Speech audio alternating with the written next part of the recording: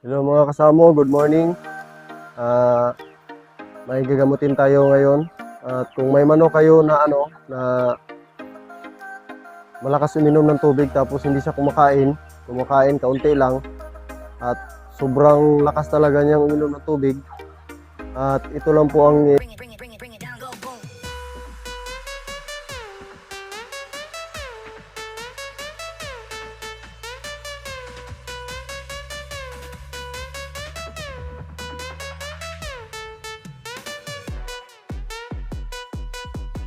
ito po dito sa mga ganyan kasi may dalawa akong manok na nagkaganyan dito sa aking manukan. At mga kasamo, tandaan nyo, pag may mga manok na ganito, kailangan nyo talagang gamutin agad.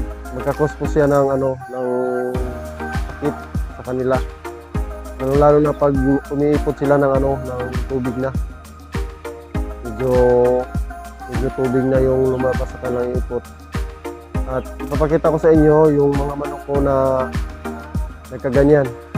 At ito dito, yung white ko,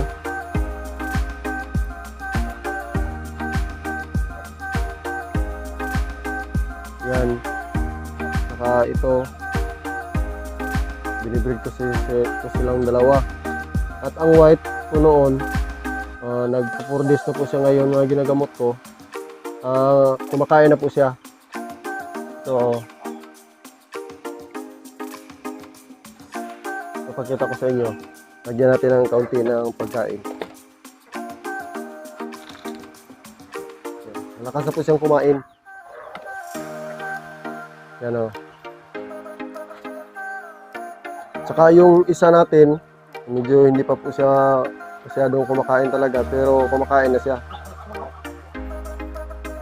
Ayan. At may laman na po yung niya, yung nalagyan ng pagkain, no, butsi.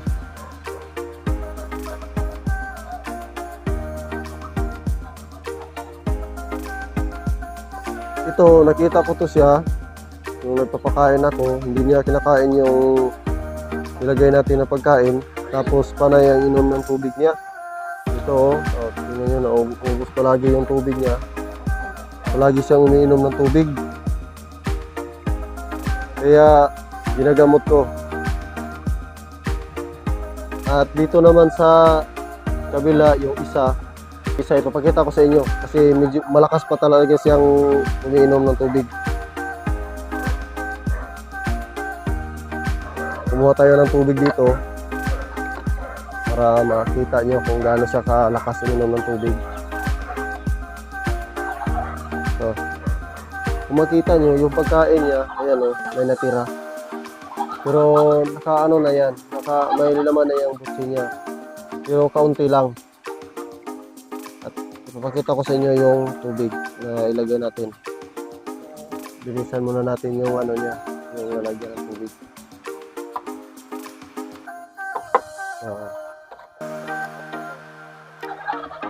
Nilagay ko yan sa taas para mainom niya talaga yung tubig niya. Lagay natin na. Lagay natin yung tubig. Tingnan niyo kung ano niya. Malakas yung uminom ng tubig.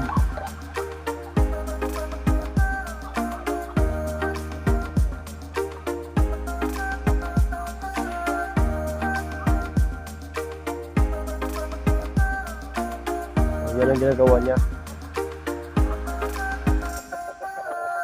Nakapakain ko sa kanina. Yan po yung pagkain niya. Konti lang ang kinain niya.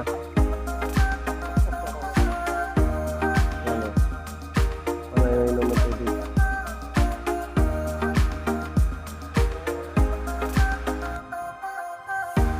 Pero sa ngayon, okay na siya kasi kumakain na siya ng kaunti. Pero kailangan talaga natin yun na naman, subukan na naman siya natin ng gamot. At ipakita ko sa inyo kung ano ang gamot ko. Ito po yung gamot ko.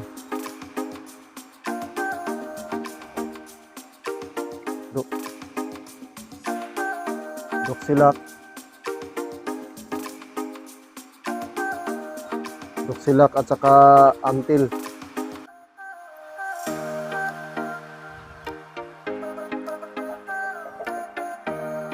Amtil, oh.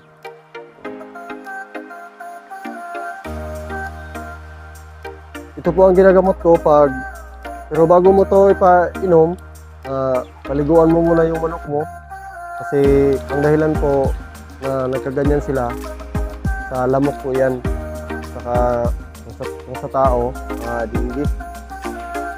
Pag makita nyo medyo hindi pa po siya mainit yung katawan niya,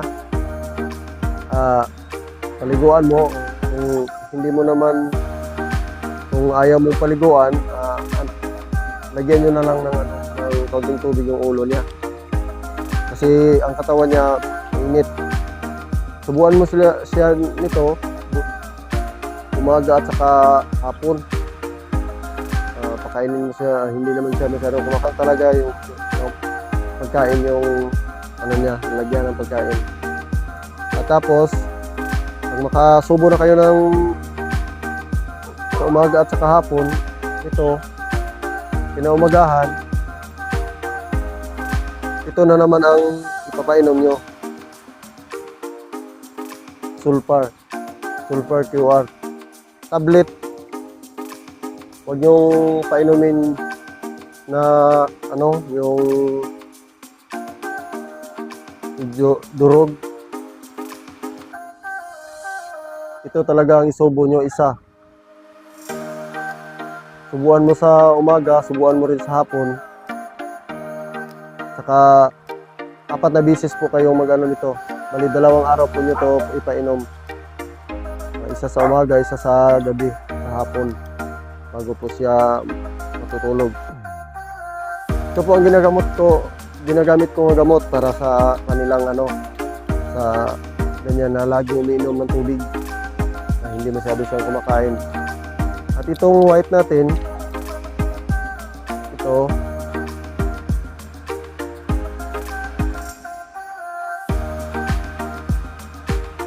white,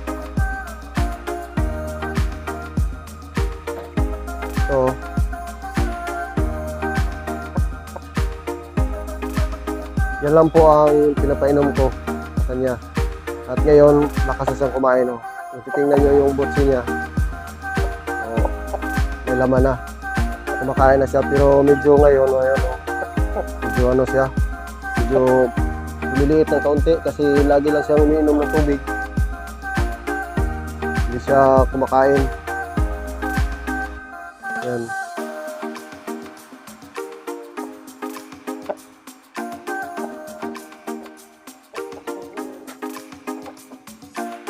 At yung Tanaka IG natin, pasusubuan na naman natin ng QR Sulfur. Kasi hindi pa siya masyadong kumakain.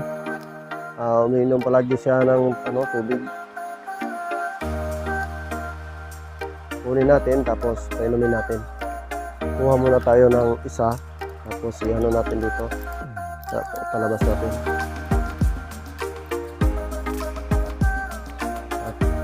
Tayo lang po, walang maghawak. Sobrang laki ito na ito po yung pinakamalaki kong barako na dito. Kasi yung isa natin na IG Italy na namatay po kasi sinugbog ng ating Tanaka.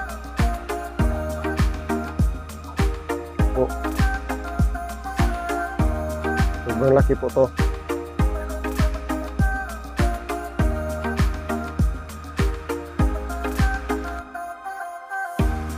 Painumin natin siya ng QR Sulfur. QR Sulfur na po yung pinapainom ko kasi pinapainom ko na siya ng Duxilac at saka Amtil. At saka kung wala namang Amtil, ang ipapartner mo sa sa Duxilac, Primoxil. Basta may paracetamol, yun ang ipapartner mo sa Duxilac. Kasi yung Duxilac para sa yun sa sipon, at saka yung naman yung Amtil at saka Primoxil para sa lagnat po niya. Pero, oo, may laman na naman po kung ano niya. Pero mas marami talaga yung tubig kaysa pagkain.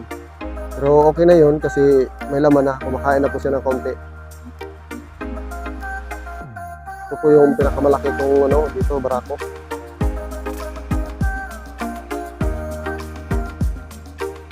Ano, malaki. Gamutin na natin. At kung bago ka lang sa aking channel, at huwag mong kalimutang mag-subscribe at hit na notification bell at mag-comments na din para makita ko yung channel nyo at bumisit din ako sa inyong channel.